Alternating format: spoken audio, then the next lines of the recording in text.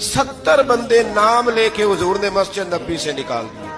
और फलां के बेटे फलां खड़ा हो जा, निकल जा, तू मुनाफिक है।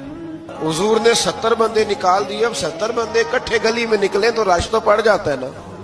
हजरत उमर फारूक लेट हो गए, जुमे में आ रहे थे। इनको जाते हुए देखा तो उमर फारूक फरमाने लगे जुमा हो गया है। भाई 70 बंदे निकल आए बाहर, जुमा हो गया है। तो एक मुनाफिक कहने लगा था कि नहीं हुजूर ने निकाल दिया। तो अब्दुल्ला बिन अबी सलोल जो इनका सरबराह था ना, वो कहने लगा चुप कर। हजरत उमर से कहने लगा हाँ जी हो गया है।